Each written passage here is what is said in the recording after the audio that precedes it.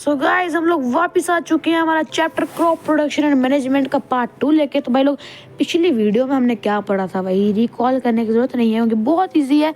हमने पढ़ा था कि भाई मैन्युअल फर्टिलाइज़र के बारे में, उनके डिफरेंसेस के बारे में, सोइंग ऑफ सीड्स और उनकी पहचान के बारे में, और हमने पढ़ा था इसके बारे में सीड ड्रिल और 2 मेथड जो होते हैं उनके बारे में पढ़ा था। सोइंग ऑफ सीड भी पढ़ा था हमने, और हमने पढ़ा था टूल्स के बारे में और एग्रीकल्चर प्रैक्टिस के बारे में।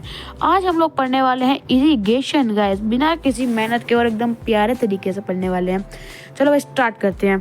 तो सबसे पहले गाइस मैं बुक से नहीं पढ़ा रहा हूँ, मैं सीधा आपको पूछ रहा हूँ। बुक से ही ऑलमोस्ट वो पूरे बुक से मैं हिंदी में ट्रांसलेट कर रहा हूँ। सबसे ज़्यादा लिविंग बींग्स को क्या चीज़ चाहिए होती है? वाटर। वाटर के लिए मतलब वाटर सबसे इंपॉर्टेंट चीज़ है जीने में, जो हमें हेल्प करती है और हमारी ग्रोथ और डेवलपमेंट के लिए। जो प्लांट की रूट होती है ना, उसमें जो है पानी एब्जॉर्ब करता है प्लांट, और जो पानी एब्जॉर्ब करता है, पानी के अंदर क्या होता है? मिनरल्स होते हैं, ठीक है। और मिनरल्स के साथ साथ जो फर्टिलाइज़र हम ऐड करते हैं वो भी एब्जॉर्ब करता है प्लांट। प्लांट के अंदर जो है 90% वाटर ही होता है भाई। आप उसको भाई काट के दे देना, मत काटना भाई, मत काटना प्लांट, ठीक है। ऐसी गलती से बोल दिया मैंने। हाँ, तो 90% ही वाटर होता है। वाटर क्योंकि एसेंशियल होता है जर्मिनेशन। जर्मिनेशन क्या होती है 6th क्लास में हमने पढ़ा है, सीड का निकलना, सीड के अंदर से एक स्प्राउट निकलना है, फिर एक पूरा लीफ निकलना, ठीक है। अब जो मतलब क्यों जर्मिनेशन ऑफ सीड के लिए हमें पानी चाहिए? क्योंकि ड्राई कंडीशन में जर्मिनेट नहीं होता सीड।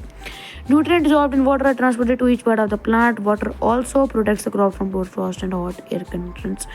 तो जो न्यूट्रिएंट्स पानी के डिसॉल्व होते हैं वो पूरी प्लांट के अंदर मतलब रोमिंग करते रहते हैं थ्रू द रूट्स। मेन जो पार्ट होता है रूट ही होता है, ठीक है। ये नहीं पानी के ऊपर डाल रहा, रूट से ही जाएगा वो, ठीक है। अब वो जो है चाहे गर्मी हो चाहे सर्दी हो, हेल्प करता है पानी। गर्मी में तो कुछ ज़्यादा ही करता है। To maintain the moisture of the soil and healthy crop growth, fields have to be watered regularly. अब भाई आप में फील्ड को रेगुलरली वाटर करना चाहिए, जो कि हम आई गेस फर्स्ट क्लास से पढ़ रहे हैं और करते भी आ रहे हैं। The supply of water to crops at regular interval is known as irrigation. अब इरिगेशन को क्या बोलते हैं?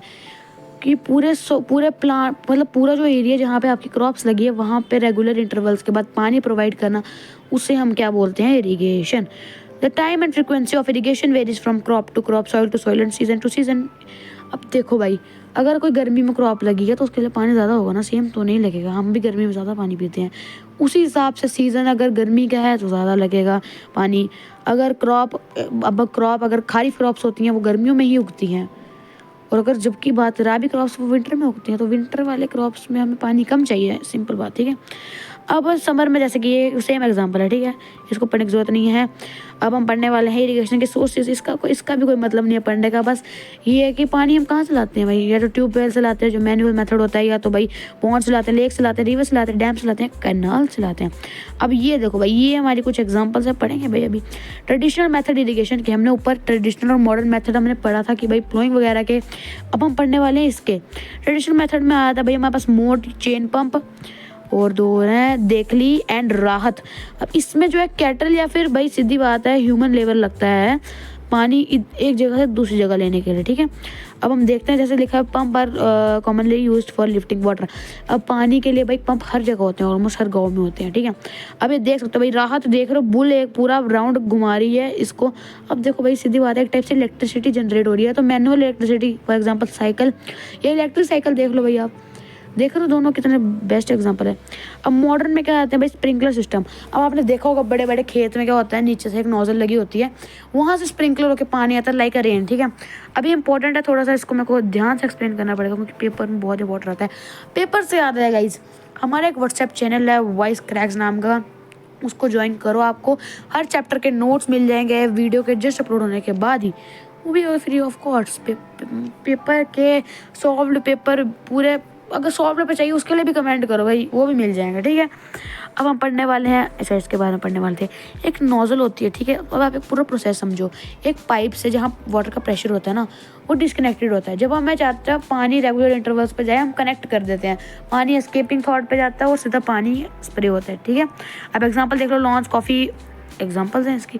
ड्रिप सिस्टम में क्या आ जाता है भाई? ये देखो पूरी फोटो। इसमें क्या होता है, बूंद बूंद करके पानी जाता है, जिससे एक भी पानी का ड्रॉप वेस्ट नहीं होता है। ये ज़्यादा ये मतलब अच्छा मेथड है और बहुत ज़्यादा खूबसूरत मेथड है, आपको पता है भाई। अब भाई वीड्स क्या होती है भाई? अनवांटेड प्लांट्स को वीड्स कहा जाता है। अब वीड्स आपने देखी होगी, वाइट कलर के बूढ़ी आंटी के बाल होते हैं ना, वैसी दिखती है, ठीक है। अब वीड्स आपने वो फिसलते भी हैं, और ये सीधी बात है, एक ख़राब चीज़ होती है, ठीक है। ये खा भी नहीं सकते आप, प्लांट्स पे तो कैटेगरी भी आती है। अब सबसे बड़ा क्वेश्चन बोझ और पहेली पे आता है कि भाई उन्होंने देखा यार एक गंदा सा मतलब टाइप ऑफ एक प्लांट उग रहा है साइड बाई साइड, क्या वो इंटेंशनली होता है, क्वेश्चन पूछा भाई बोझो ने। अब बहुत सारी मतलब फील्ड्स में जाते हैं अनडिजायरेबल प्लांट्स ग्रो हो जाते हैं जैसे कि वीड्स। अब इनके रिमूवल को हम वीडिंग कहते हैं, ठीक है, चाहे वो क्रॉस गटर से हो पाए वीडिसाइड्स हो। वीडिसाइड्स के बारे में हम आगे पढ़ेंगे, ठीक है। नाम से पता लग गया होगा पेस्टिसाइड्स की तरह होते हैं ये, जिससे हम जो है वीड्स को डिसेबल कर देते हैं काइंड ऑफ, ठीक है। अब ध्यान से सुनो, ठीक है, इंपॉर्टेंट पॉइंट है, ठीक है। दस the effect the growth of the crop, weeds से क्रॉप की ग्रोथ पे इफेक्ट पड़ता है। जी हाँ, सही सुना, पड़ता है।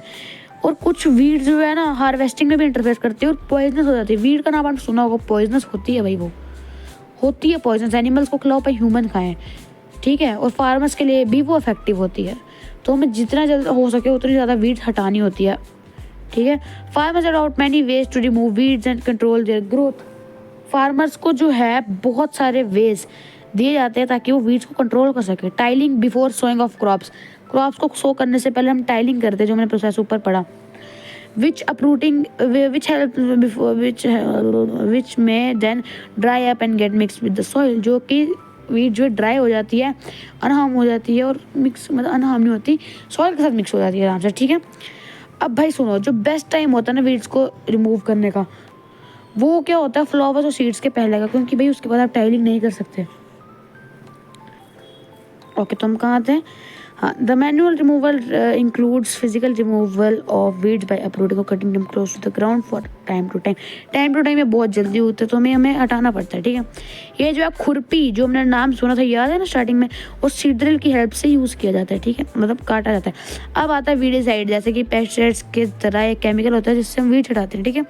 हार्वेस्टिंग, पता है भैया आपको हार्वेस्टिंग क्या होती है, किसी क्रॉप को कट करना आफ्टर 3 और 4 month when the crop is being adult, उसे हम हार्वेस्टिंग कहते हैं।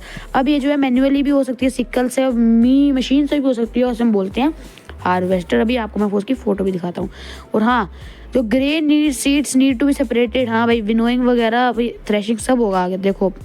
This process is called threshing. Threshing आगे शाफ्ट से सीड्स को अलग करना बोलते हैं थ्रेशिंग। अब इसकी एक मशीन आती है कॉम्बाइन, जेसीबी की तरह दिखती है। ये हार्वेस्टर भी है एक मशीन और थ्रेशर भी है फिर, ठीक है। अब बोलते हैं ये कि जो अब विनोइंग का मेथड आ गया। अब फार्मर जिनकी स्मॉल होल्डिंग लैंड की होती है ना, वो ग्रेन और शाफ्ट को विनोइंग से करते हैं। इतना महंगा होता नहीं है उनके पास पैसा, ठीक है, वो हार्वेस्टर या फिर थ्रेशर लेने का। ये हमने 6 क्लास में पढ़ा है, बहुत अच्छा है, मतलब प्रोसेस है, क्या मज़ा आता है देखने में और क्या। अब स्टोरेज, अब भाई आपने सब कुछ कर लिया यार, प्लांट ग्रो कर दिया, काट दिया, सब कर दिया, अब क्या करना है भाई, स्टोर भी तो करना है ना उनको। साड़ दोगे क्या उसको गर्मी में, इतनी मॉइस्चर में वगैरह में कीड़े लगाओगे उस पर। अब स्टोरेज क्यों करनी होती है हमने सबसे पहले, क्योंकि भाई उस सीड्स के अंदर होते हैं मॉइस्चर, जिसको जो अट्रैक्ट करते हैं इंसेक्ट्स को, रैट्स को और माइक्रो ऑर्गेनिज्म को।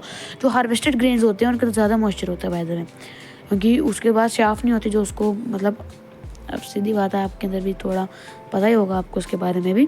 हमें इसको जो है ड्राई करके सोक करना चाहिए। अगर बिना ड्राई करे सोचेंगे तो भाई स्टोर करेंगे तो वो स्पॉइल हो जाएगा, सीधी बात है।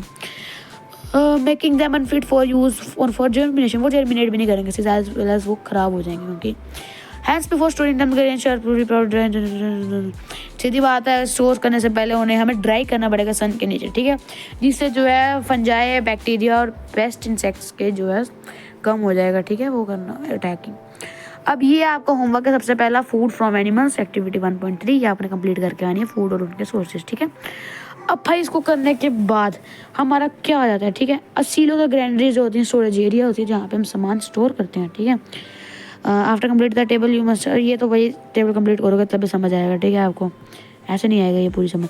तो हमारा चैप्टर कंप्लीट हो चुका है, लेकिन भाई मेन इंपॉर्टेंट पार्ट जो है एक्सरसाइज सॉल्विंग, ठीक है। सबसे पहले इसका स्क्रीनशॉट लेके प्रिंट आउट निकलवा के अपने नोटबुक पर चिपका दो, बहुत इंपॉर्टेंट है आपको, ठीक है। आपके 1 मार्क के वो भी आ सकते हैं डेफिनेशन पॉइंट्स। अब हम करने वाले हैं एक्सरसाइज, सिलेक्ट द, हमें फिलअप्स से दिवा है। अब इसके ऊपर हमें अच्छा ये भी दिए हैं, nice, the same kind of plant grown and cultivated on logs at a place is called, सीधी बात है, क्रॉप, ठीक है। The first step before growing crop is soil preparation, और प्रिपरेशन ऑफ सॉइल ऊपर हमने ऑप्शन दिए उस हिसाब से चलेंगे। Damage seed would dash on top of water, हमने एक्सरसाइज की थी जिसको याद होगा, इसका आंसर आने वाला है float. For growing a crop sufficient sunlight and dash, आपको पता है क्या जरूरत होता है, न्यूट्रिएंट्स। ऊपर देखो न्यूट्रिएंट्स के साथ एक और चीज़ आएगी, क्या होएगी बताओ, वाटर होएगी ऑफकोर्स, क्योंकि लास्ट वही बचा हुआ है। अब ये आपका पूरा होमवर्क है, ये सेकंड वाला क्वेश्चन ये देख लो भाई, सेकंड, थर्ड और फोर्थ क्वेश्चन आपका होमवर्क है, ठीक है। अब फिफ्थ के बारे में बात करता हूँ कि भाई फर्टिलाइजर और मैन्योर जो है क्यों अलग है, क्योंकि भाई आपके पास पूरा टेबल है, ठीक है। आप देखो, इससे आप अगर क्वेश्चन आंसर उतारने आप ये देखो भाई, ये आपका स्क्रीनशॉट ले सकते हो आप, ठीक है, आराम से, प्यार से, एकदम प्यारा काम हो गया आपका। तो नेक्स्ट हमारे पास आता है इरिगेशन। फर्टिलाइजर देख रहे हैं, इरिगेशन क्या होता है भाई, प्लांट्स के अंदर, प्लांट्स या फिर पूरे खेत के अंदर पानी को सप्लाई करना इरिगेशन होता है। और दो मेथड भी हमने पढ़े हैं इसके बारे में, जो कि आपको ऊपर मिल जाएंगे, ठीक है। अब वीट जो है, ये भी आपका 7th और 8th क्वेश्चन भी आपका होमवर्क है। ये 8th वाला तो चलो इजी है थोड़ा। अब वीट्स के बारे में अभी पढ़ा ही है, मेरे को समझाने की जरूरत नहीं है, और ये हमारी पूरी हो गई है। हमारा chapter officially crop production and management खत्म हो चुका है। अगर आपको मेरे पढ़ाई में थोड़ा सा भी डाउट आया, कमेंट सेक्शन खोल रहे हैं भाई, व्हाट्सएप चैनल पे नोट्स मिल जाएंगे आपको, आके सब्सक्राइब कर लेना चैनल को मेरे। चैप्टर 1 हमारा कंप्लीट हो चुका है, crop production and management. Next video में मिलूंगा आपसे, तब तक के लिए बाय बाय। वीडियो को लाइक और चैनल को सब्सक्राइब कर दो, ठीक है। Thank you.